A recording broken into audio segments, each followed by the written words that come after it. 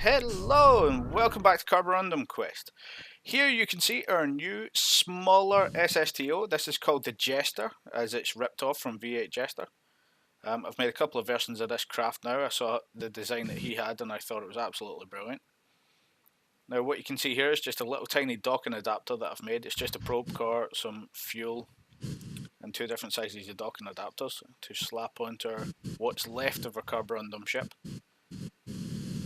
so that we can gain the last of our money basically.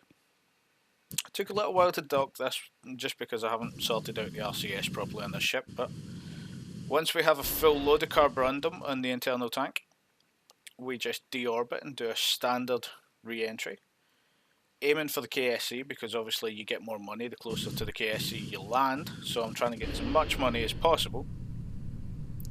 And it takes a little bit of flying, but I get close, and then I discover that this doesn't really pull up. Now luckily we haven't lost any gerbils this time, but yeah, that was a pain. So because of the little problems I'm having with balance with some of my SSTOs, I'm trying to find the cheapest way possible to recover as much of the Karborundum as possible. So I come up with this little light lander using the bigger parachutes from Lithobake Industries, I believe. And this is just basic fuel, a couple of reverse mounted engines so that I don't have to spin it around after deorbit burning it. It is quite an odd sort of design. It looks fairly basic, but it is fairly odd. But there we go, just dock it to the station using the part that we put out before, grab all the Karborundum, and then deorbit.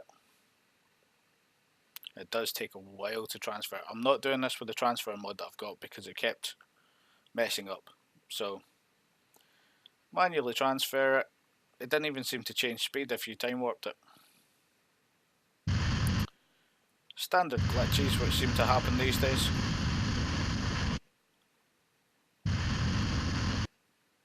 And those are, I think they're 0.2, not 0.2, 2.0 RCS thrusters, and you can see how heavy this thing is. Luckily it stayed fairly well balanced with this inflatable heat shield. Managed to bring it into the atmosphere without losing too much of it. I did lose something off, I can't remember what.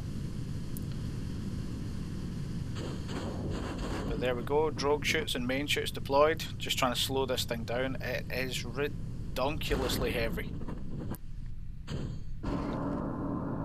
There we go, drop a little heat shield. And a lovely thruster assisted landing yet again. And we can deal with losing that. And then basically what happened was I repeated that several times because we needed to get as much as possible.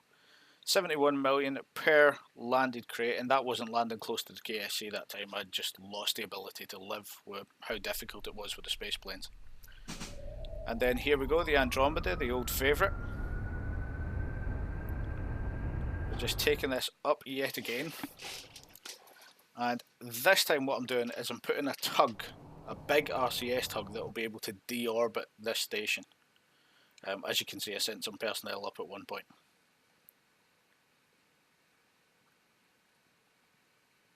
There we go, just plugging our RCS on, trying to get it to the closest to the centre that we can. And what you have missed there is basically all the footage that was left of landing that craft and grabbing the rest of the Karborundum. So in that time I landed the Andromeda and brought another Andromeda up to grab the very last of the Karborundum out of this. As you can see, I've taken off one of the tanks there. I just landed it with the previous Andromeda. And this time brought up another one, grabbed the last of it, transferred everything in.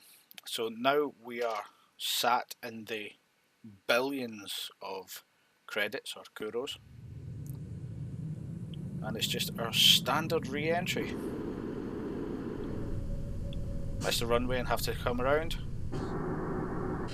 And then because of how heavy we are and with all the Karborundum on board, it's not a full tank, but it's still dragging us down. Using the VTOL engines to soften the landing.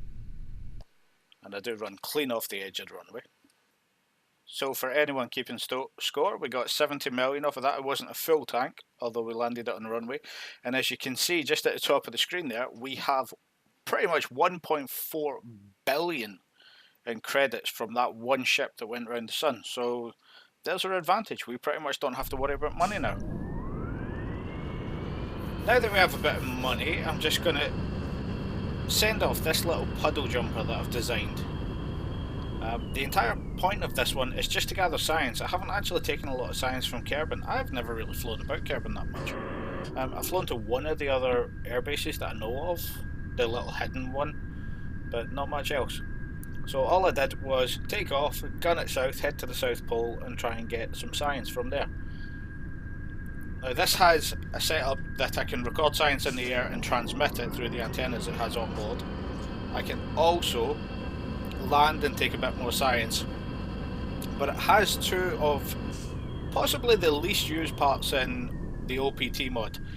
They are tiny little horizontal cargo bays. I really like them. I use them for all sorts of different stuff. But there you go, just launching a little probe. Now the only problem I have with this is you have to stay within physics range.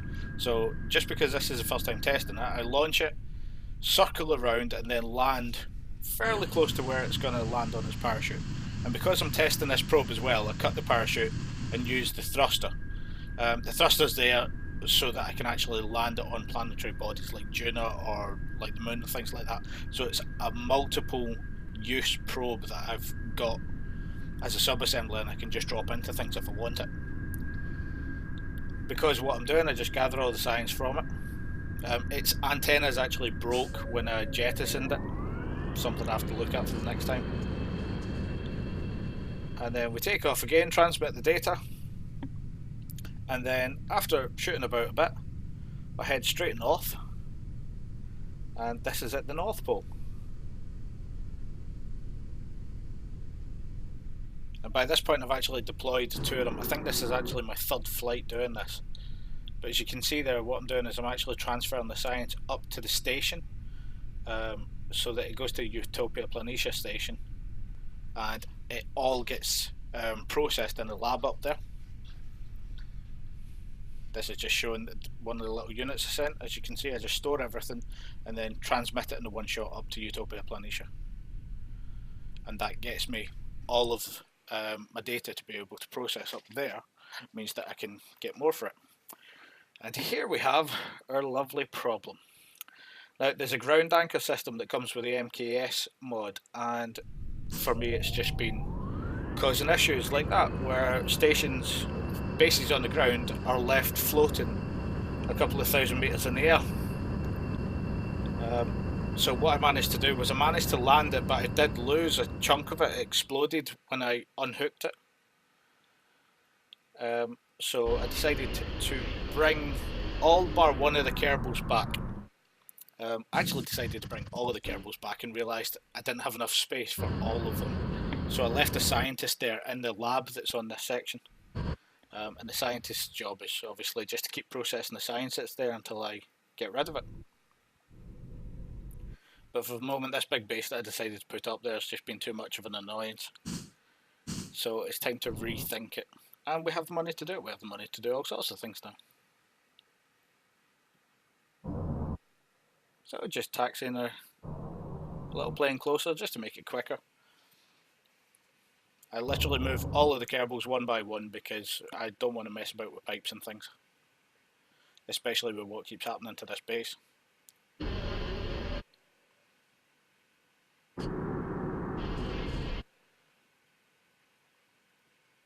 And there we go, just heading straight back. I seem to have an issue with the thrusters and I don't know where it came from.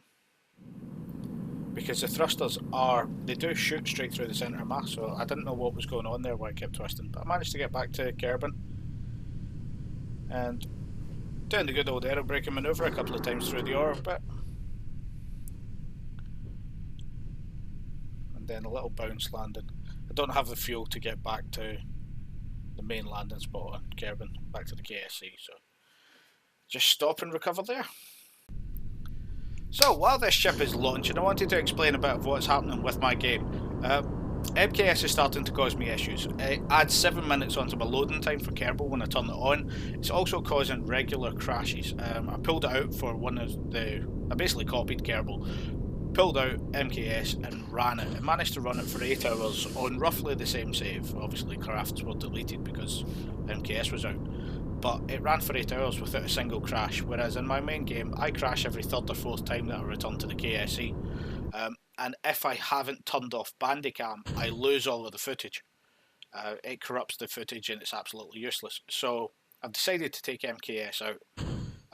And I am a big fan of Angel 120's mods. I absolutely love them. As you can see here, his new DSEV mod, I love these ships. The engine on the back's brilliant. The way that it works in general is great. And it integrates really well with every single life support mod. I personally have started using TAC life support, but I was using USI life support, which is brilliant as well. And in general, this is just a great mod for spaceships that travel between